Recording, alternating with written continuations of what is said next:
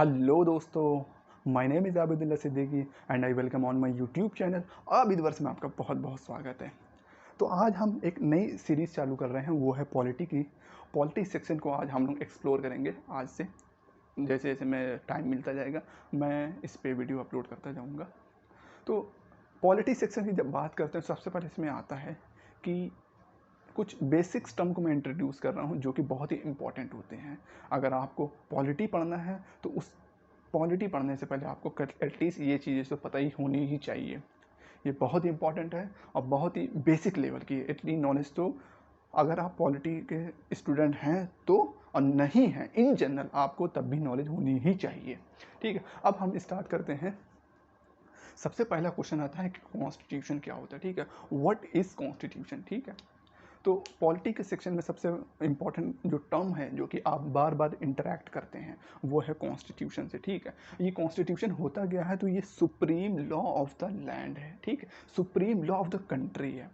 ठीक, अब यहाँ पे ये चीज़ जानना ज़रूरी है कि ये जो सुप्रीम, ये जो लॉ ऑफ द लैंड है, इसका मतलब क्या होता है। लॉ ऑफ द लैंड मतलब होता है वो सारे लॉज जो कि कंट्री के एडमिनिस्ट्रेशन के लिए यूज़ किए जाते हैं। ठीक है, उन लॉ, सारे लॉज को जोड़ दिया जाए तो उसको बोला जाता है लॉ ऑफ द लैंड। ठीक है, अब लॉ ऑफ द लैंड जो सबसे ज़्यादा सुप्रीम है वो है आपका कॉन्स्टिट्यूशन।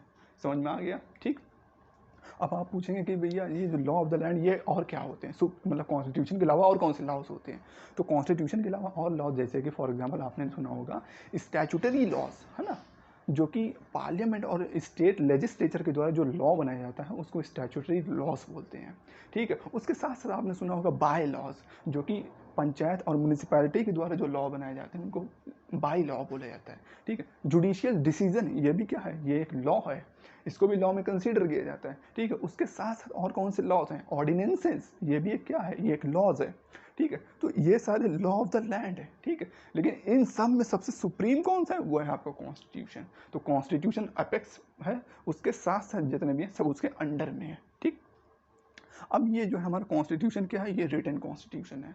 अब देखिए दो तरीके के कॉन्स्टिट्यूशन होते हैं, एक रिटेन होता है, एक अनरिटेन होता है। ठीक, रिटेन कॉन्स्टिट्यूशन की खासियत ये होती है कि ये एक कोडिफाइड मैनर में होता है। यानी फॉर एग्जांपल कोडिफाइड मैनर मतलब क्या होता है, सीक्वेंस में होता है। फॉर एग्जांपल के तौर पे जैसे कि अगर आप कॉन्स्टिट्यूशन खोलेंगे तो उसमें पार्ट 1 मिलेगा। तो पार्ट 1 में क्या दिया है कि यूनियन एंड इट्स टेरिटरी के बारे में बताया। ठीक है, उसके इंडिया की टेरिटरी क्या है। उसके साथ उसके बाद जब आप पार्ट 2 में आओगे तो उसमें आपको सिटीजन मिलेगा, है ना, पॉपुलेशन के बारे में बात है। पॉपुलेशन के बाद क्या आता है, फिर उसके बाद आपके राइट्स के बारे में, है ना, पॉपुलेशन के राइट्स क्या हैं, तो पार्ट 3 में है। उसके बाद जब आप जाओगे तो डीपीएसपी आ जाएगा, तो डीपीएस में गवर्नमेंट के बारे में बताया गया। तो ये सीक्वेंस मैनर में जो बताया गया ना, इसी के बोलते हैं कोडिफाइड इन मैनर, कोडिफाइड मैनर में है।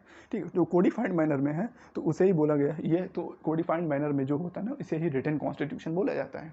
एक खासियत ये होती है कि आपको जितने भी लॉज ना वो एक जगह पे मिल जाएंगे, तो उसे रिटन कॉन्स्टिट्यूशन बोला जाता है। अनरिटन कॉन्स्टिट्यूशन भी है, जैसे यूके का है, न्यूजीलैंड का है, तो ये क्या, इनके पास कौन सा कॉन्स्टिट्यूशन है, अनरिटन कॉन्स्टिट्यूशन है, स्कैटर्ड है। ठीक है, तो स्कैटर इन मैनर में होता है अनरिटन में, और रिटन में क्या होता है, सीक्वेंस वाइज में होता है। ठीक, आगे बढ़ते हैं।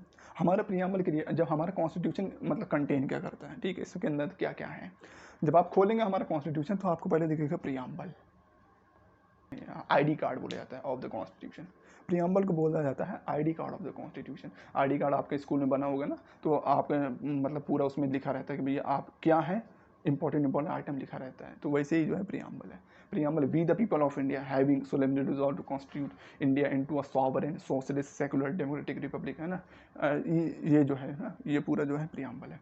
उसके साथ साथ और क्या है, जब आप खोलेंगे तो आपको पार्ट्स दिखेगा। अभी जो मैंने पार्ट्स बताया ना, पार्ट्स 1 यूनियन एंड टेरिटरी, है ना, part 2 citizenship, part 3 fundamental right, part 4 DPSP, तो ये सारे क्या है, पार्ट्स 22 तक गया है। ठीक है, उसके साथ साथ आर्टिकल्स हैं ना,